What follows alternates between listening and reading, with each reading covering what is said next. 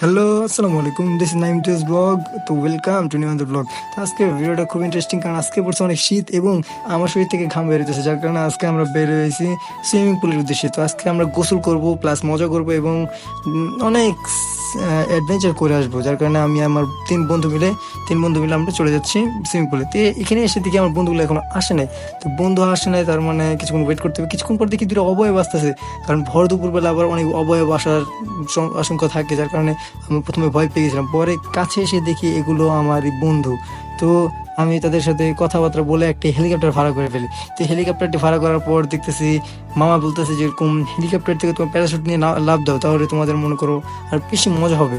কিন্তু আমরা বলতেছি এত বড় রিস্ক না, ওটা আমাদের দরকার না, আমরা সুইমিং পুলে যেতে পারলেই চলে। তো আমরা এরকম মজা করতে করতে, হালকা পাতলা মজা করতে করতে সুন্দরভাবে চলেছি এবং প্রাকৃতিক দৃশ্যের উপভোগ করতেছি।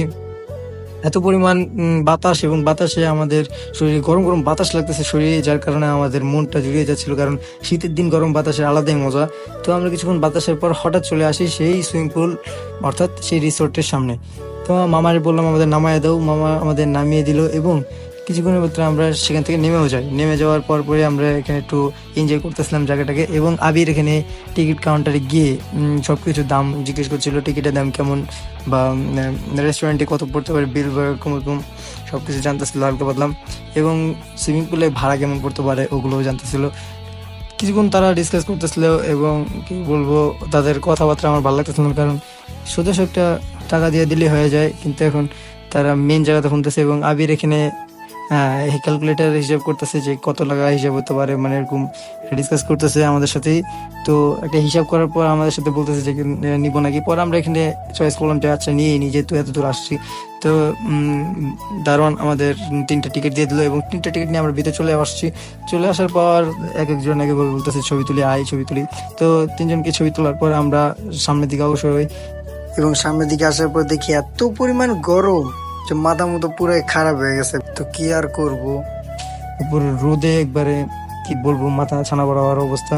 তো এদিকে একটু মজা করতেছি আমি, আমার মন চাইতেছে একটু মজা করতে, তার জন্য একটু গাছগুলো ছেঁড়ার প্ল্যান করতেছিলাম, কিন্তু ফুল নাই, কি বলবো। এবং সামনে যদি ফুল পাই তাহলে অবশ্যই ছেড়বো।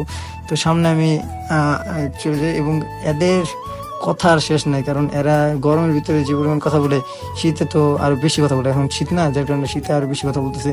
তো আমি এখন ড্রেস চেঞ্জ করে ফেলছি, হয়তো ফুল ভিডিওটা দিতে পারলাম না, সরি মাফ করবেন। এবং এখন আমরা ওয়েটিং আছি, কারণ ভিতরে সুইমিং পুলে অনেক মানুষ, যার কারণে আমাদের একটু ওয়েট করতে হবে। তো কিছুক্ষণ ওয়েট করার পর দেখি কি করা করা, এবং আমরা ওয়েটের মাঝখানে অনেক টিকটক বানানো শুরু করছে একজন। তো হঠাৎ হঠাৎ আমাদের বলছিল ঢোকার জন্য, এবং আমরা ঢুকেও যাই। তো এই হলো সুইমিং পুলের ইন্টারফেসটা আপনাদের কেমন লাগছে অবশ্যই জানাবেন কমেন্টে। তো আমরা কিছুক্ষণ মজা করছি এবং কিছুক্ষণ রেস্ট নেওয়ার পর আমরা সেই কাঙ্ক্ষিত সুইমিং পুলে ডুব দিই, এবং ফার্স্টেই ডুব দিয়েছিল সিয়ামে, এবং আমি ধাক্কা দিয়ে আবিরকেও ডুবাই দিছি। তা আমি একসময় ডুব দিলাম, যেটা আমি একটু পরে দেখাবো যে আমি ডুবও দিয়ে দিয়েছি অলরেডি, কিন্তু আপনাদের সম্পূর্ণ দেখাতে পারিনি। এবং আমি জলহস্তি বলছিলাম কি জন্য, এই জলহস্তির মতো আমি যুক্তি রাখতে পারি মাথা, যার কারণে আমি আপনাদের বলছিলাম আমি জলহস্তির মতো হাঁটি এবং সবকিছু কম জলহস্তি। আর এই যে একটা কাছে কুমির, আর এই হলো ডলফিন। এই আবিরকে কি যেন ডলফিন বলছি, আপনারা একটু পরে টের পাবেন, কারণ আবিরের ভিতরে ডলফিনের একটা ভাবসাব আছে। তো আবির দেখেন, আবির কি সুন্দর একটা লাভ দেয়, এই যে ডলফিনের মতো, সেম ডলফিনের মতো একটা লাভ দিছে। তো আর এটাই আমার ভালো লাগছে। আবার কিছুক্ষণ পরে দেখি আমার চারপাশে আরো বন্ধু অন্য জায়গা কোথা থেকে জানি চলে আসছে এখানে গোসল করার জন্য।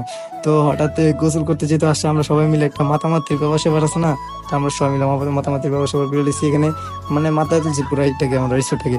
তো আমরা নাচানাচির মাঝখান দিয়ে অনেক ফাইজলামি, চিল্লাচিল্লি, গান বাজনা এবং নাচানাচি তো আছেই, এবং অসংখ্য মজা মাস্তির মাঝখান দিয়ে আমাদের আজকের এই ট্যুরটা সমাপ্ত হইলো। তো কিছুক্ষণ পর আমরা একটু মজাই করতেছিলাম, মজা করার পর আমরা বলতেছি এখন চলে যাওয়া উচিত আমাদের। তো আমি এখন বের হয়ে যেতেছি, কারণ অনেকক্ষণ আমি গোসল করা হয়েছে, তো একটা ভিডিও করা হয়েছে, এবং আমি এখন চলে যাবো। এখন বাইরে হওয়ার পরে এখানে জুতা আমি পরে নেবো, জুতা পরার পরে আমি চলে যাচ্ছি। তো আজকে অনেকক্ষণ মজা করা হয়েছে, কারণ আমি 4 ঘন্টার উপর আমি গোসল করছি, যার কারণে আমার সর্দি লাগতে পারে। তো আমি এখন এদেরকে বিদায় দিয়ে আমি জামা কাপড় পরে আবার সুন্দর করে বের হয়ে যাব। তো এখন আমি সব রিশুট করবো, এবং আমি রেডিমেডি হয়ে আবার বাইরেছি, এখন বিকাল 4টা বাজে। তো সবাই আবার পড়ছে, আমার সব বন্ধু বান্ধব এখানে অনেকে আছে যারা ছবি টবি তুলতেছে। আমরাও বেরিয়েছি, আমার চুল অনেক ভেজা, যার কারণে আমি আর করতে পারতেছি না। আমার বন্ধু আছে অনেকেই, যারা মনে করেন আমার ক্লাসে, সেম ক্লাসের একবারে। তো অনেকক্ষণ করার পরে সেম আমরা এখান থেকে বের হয়ে যাই এবং এখানে একটা হেলিকপ্টার ভাড়া করতে চাই। হেলিকপ্টার ভাড়ার এত টাকা চায় বুঝলাম না। আসার সময় গেছে হেলিকপ্টার ভাড়া 60,000 টাকা, এখন চাই হলো 1 লাখ টাকা। তো 1 লাখ টাকা কেমন দিব এটাই ভাবতেছে আমার সবাই মিলে। হিসাব করতেছি, হিসাব করতে করতে এখন হঠাৎ আমরা এই করতে পারছি। আসছিলাম 3 জন, এখন পুরো গাড়ি ভর্তি।